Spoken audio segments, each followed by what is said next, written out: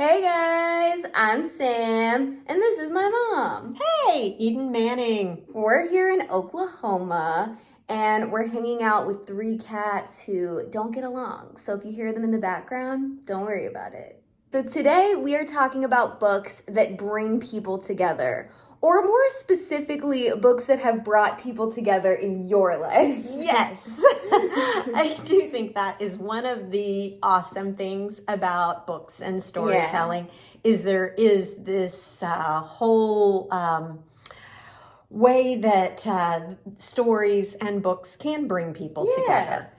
And the first ones that I wanted to talk about is this kind of a guilty pleasure.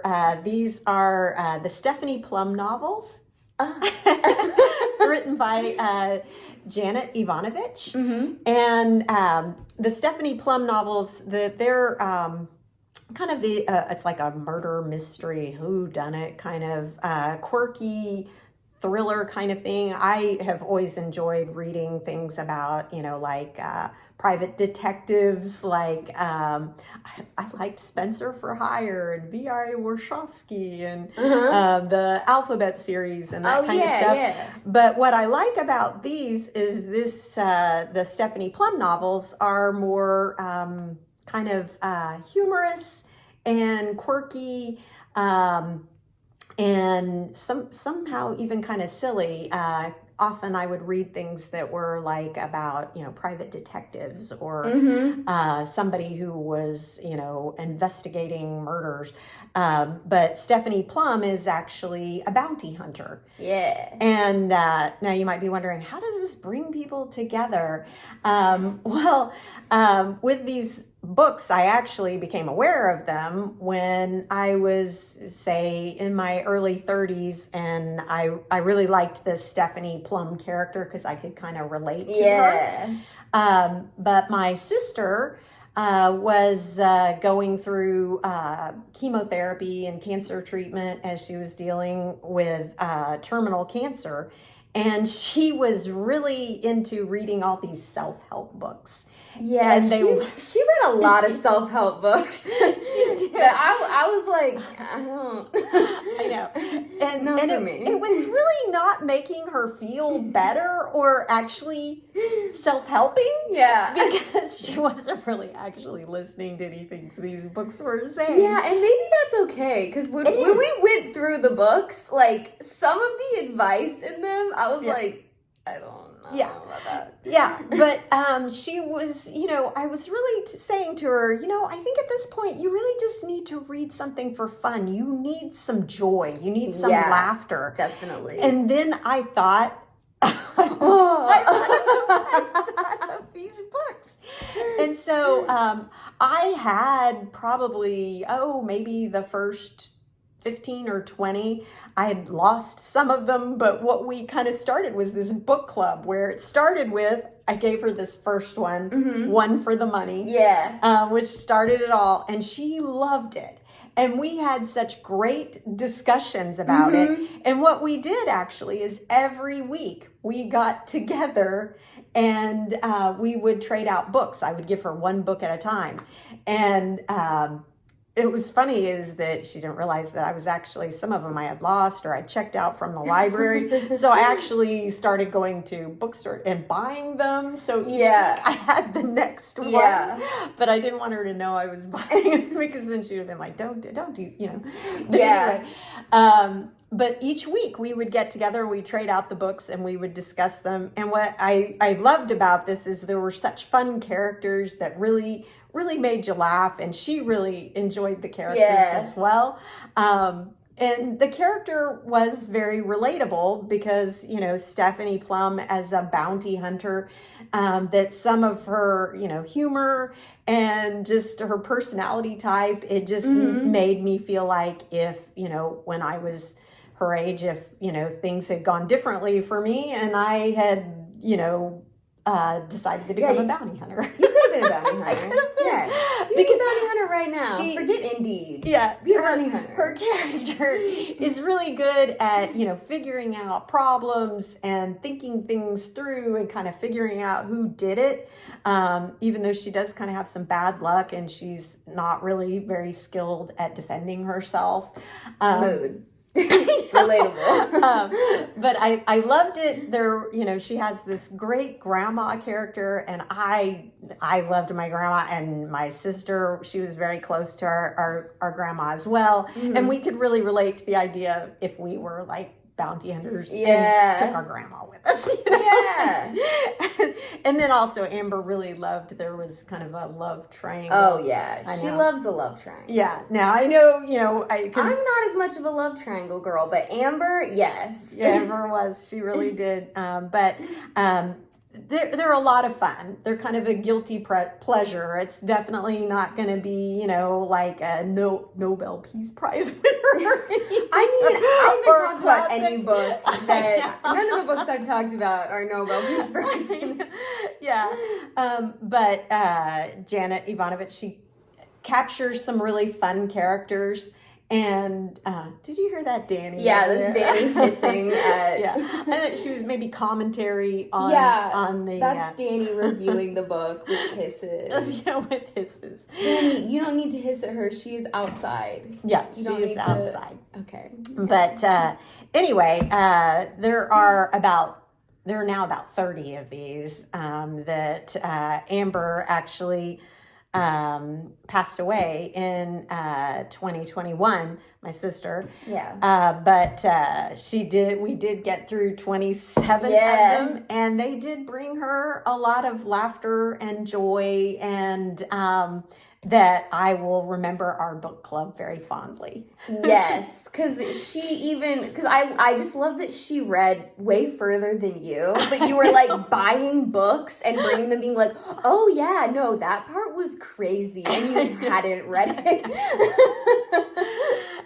Yeah, but they're very, I think the other thing is that I guess one of the reasons why I didn't actually get through all of them is because they did start to feel very similar. Like the same book over and over. But I think the biggest joy I got from these books was our discussions of them and how much they made her laugh and how much she enjoyed them and how much she just invested in the characters and wanting things to go well for them. And I see that too in like my relationship with Coda, like my cousin, Amber's son. He and I like the same books, but we like them completely differently. Yeah. Like, we both like Harry Potter and Hunger Games, but the things that we like about them and what we're into are completely different, but it still, like, brings us together because we do like the same things, even if we like them really differently. Yeah, but I think that is a cool aspect of books and, like book clubs and recognizing that you can make your own little book club with just a few, one friend. Even. Yeah, a book club can be you and one friend. A book club can be you and your sister. Yeah, it could be, yeah. Or sometimes maybe it's you and your cat. My book club is me and my cat. Absolutely.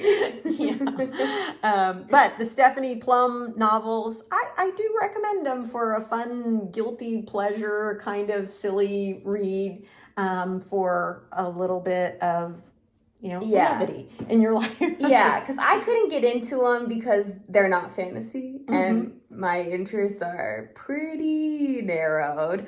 But anyone who just reads books that doesn't specifically only read gay fantasy novels, try it out. Check it out. Next book we're going to talk about is one of my favorites, and that is The Pig of Happiness, right here, by Edward Monkton. Never paid attention to who wrote it. Yes. This is a little book. It's actually more of a picture book. And I still love picture books. And one of the things that I enjoy volunteer work is I love reading with children. And this is one of those little picture books that is not only good for small children, Yeah. but it is also good for adults. And I loved the Pig of Happiness. This was one that I found, and I used it when I taught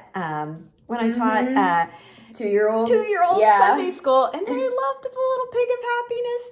But I also love to give this to people for special occasions. Yes, you do. Because there is so much about it that. Let's show some of these little illustrations. Yeah. Yes. That so good. Yes. Yeah. Here's what I love. I know, thought the pig, I shall be an extraordinary pig. Slay. Slay. And that's what we should all strive to be, is an extraordinary pig. Absolutely. Some pig. Mm-hmm. And what I love about this is, I remember you found this at Barnes & Noble and then literally bought one for every person that we know. People. Because it says on the back, it's an irresistible story from one of the world's most bizarre thinkers, and it might just be genius. Yeah, this book. I agree. Yeah, this book found its target audience you. It did. Yes, and I did share the love on this. No, yeah, and everybody. I mean, because it's such a you gift. Yes. Too, that I feel like most people that got it loved it because it was so you to get them that. Like, I remember we got one for Buddy when he graduated from high school. Like, all these different, like, everybody for every occasion, you get a Pig of Happiness book. What I loved is that even years later, when your friend Buddy came to visit us, and he still had it. Yes, because there are so many life lessons. Oh, yeah. And especially right now where, there is so much negativity out there and so much division. And this is really about happiness, love, and seeing the best in people. And I think we need a little more of that. We need more pigs of happiness. Yes, absolutely. Spreading the happiness. He is so happy. And I do love that Buddy still has it and you gave it to me. Because, like, at the time, I had a lot of friends who were seniors when I was a sophomore. And so they were all, like, older and cooler than me. Coolin'. If y'all are watching, you're not cool. But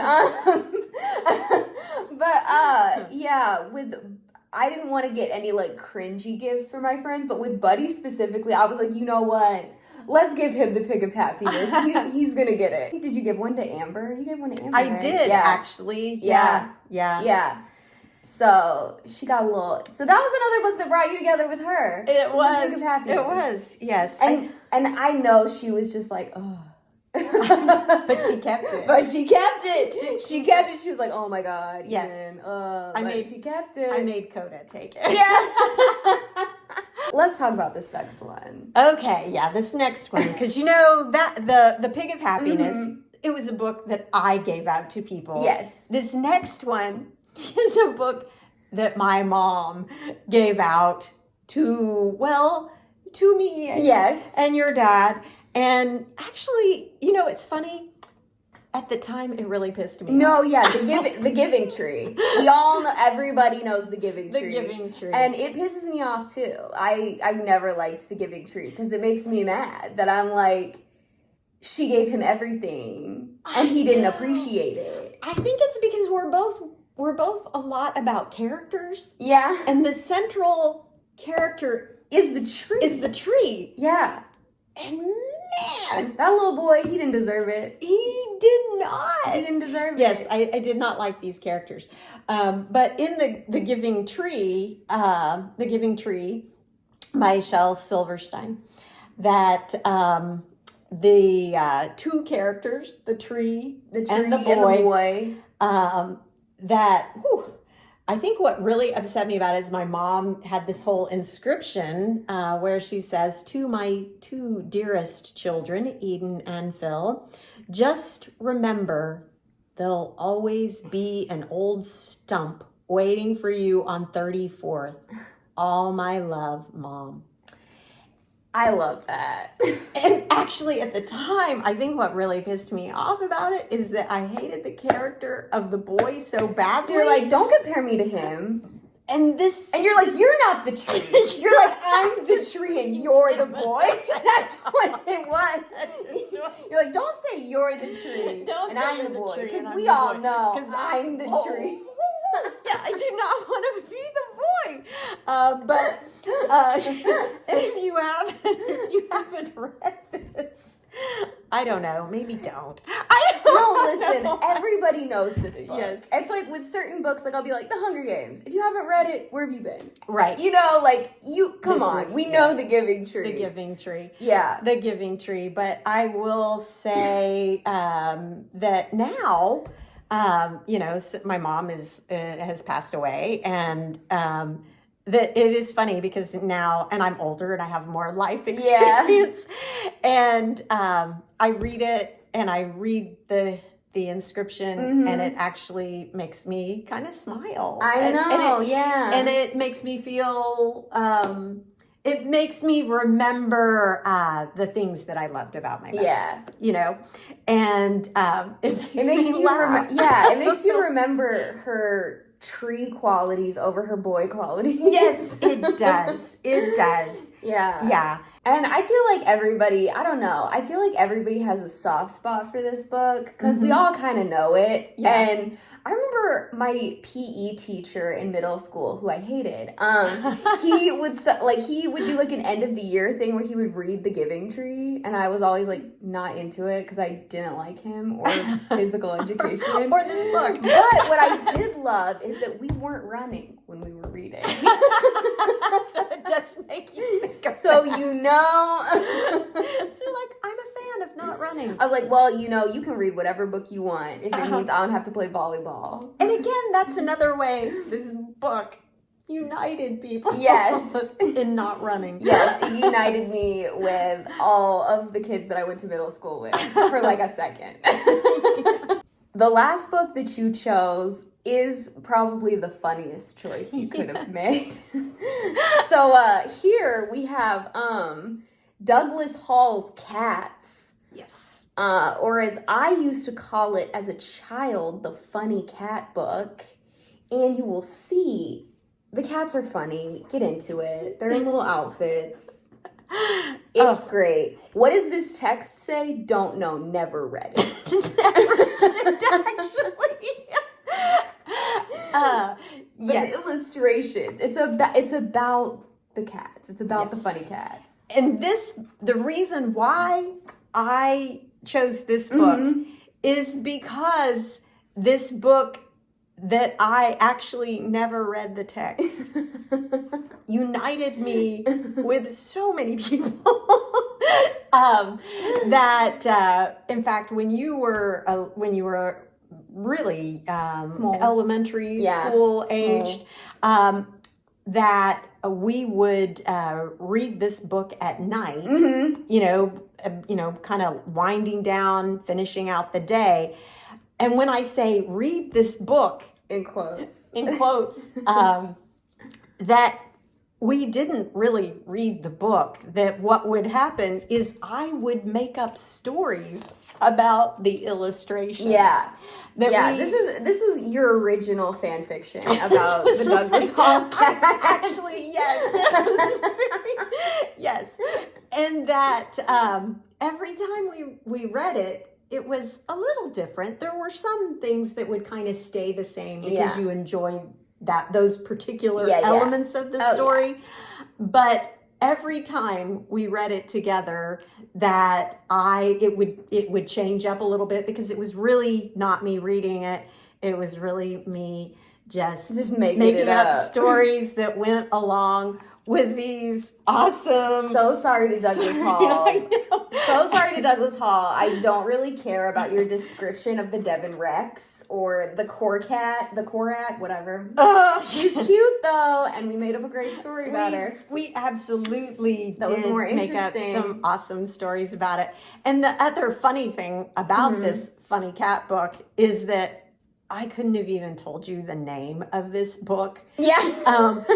Because it was forever the funny cat book. Yeah. And it actually came from the Westminster School Library originally. And I would do volunteer work where I would help the kids with finding books and checking out books on my lunch hour. And kids really all loved this book. Yeah. Everyone in your grade loved this book. Yeah, nobody read it. And people would try to reserve it to get the book. And you often had it for quite a while. Yeah. You would check it out. I like to hog books. You did. Sure. You would hog this book. But no one called it Douglas Hall's Cats. No. They all called it the Funny Cat Book. Yeah, so sorry to Douglas Hall. And we enjoyed it so much that then we went on Amazon, found the book. Yeah. I ordered it so that we could have it all the time. We didn't steal it from the school library. Although there was a time where we were thinking, oh, maybe we could just buy it or take it. I don't know. But no, we did give it back to the school library. And we bought it from Amazon. And that is how we came to have it forever. And even when we were planning this segment and I was trying to find this book, I looked right at it and didn't realize I was looking at it because I did not know it. Who's Douglas Hall? I know. The author of the book. But it does kind of go to the illustrations in the book and the storytelling. And even with some of the storytelling that sometimes I would pick up on, key things said about the cat to incorporate into the story. Yeah. But as a whole, never read all the text. What is interesting to me, though, is that you read me so many books. Like, as a kid, you read me so many books, and this is the one that you chose. I know. Because you didn't read it, because you wrote it, you made it up. I know. You made it up on the fly. I did, yeah. Yeah. Part of me thought about choosing one of the Junie B. Jones Yeah, because that's books. what I think of when I think about, like, books that bring us together. I think of Junie B. Jones. Yes, yeah. And I did think about Junie B. Jones. Yeah. But I have to admit, we laughed the most. We did laugh harder at this book. At making up the stories.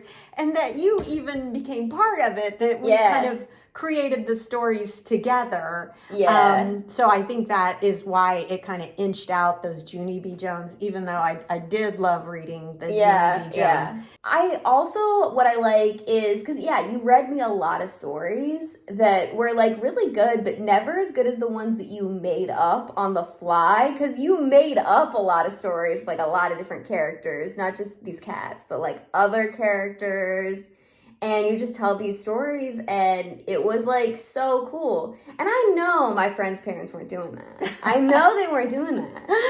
So it was definitely very, like, special to have, like, a story that was made up just for you. Like, anybody can read Junie B. Jones, but nobody is getting this take on the funny cat book. The funny cat book. You don't have to be literate to enjoy this, guys. You don't. For my girls who can't read, Douglas Hall's Cats. Yes, but books are amazing. Okay, so that was Books with My Mom that bring people together. I hope you guys enjoyed it. This is a little different kind of video because I have a special guest and I'm not sitting in my bed. Second location. So thank you guys for watching. Give it a like. Give it a subscribe. Do all the things, and then check out some of my other videos if you want to hear more about books that I'm into. Ooh, and next week, And next week, I will be talking to my dad about sci-fi books. I mean, we're going to film it in like 5 minutes from now, but you're not going to see it until next week. Yeah. So get ready for that. Get ready for sci-fi books with my dad. And I'm sorry, I stole Danny's thunder, Oh, well, yeah, but that's you did hear a little hissing from her. Yeah, no, she made a cameo with her hissing. Yeah. She was with us. She was with us. All right, thanks. Bye. Bye. Bye.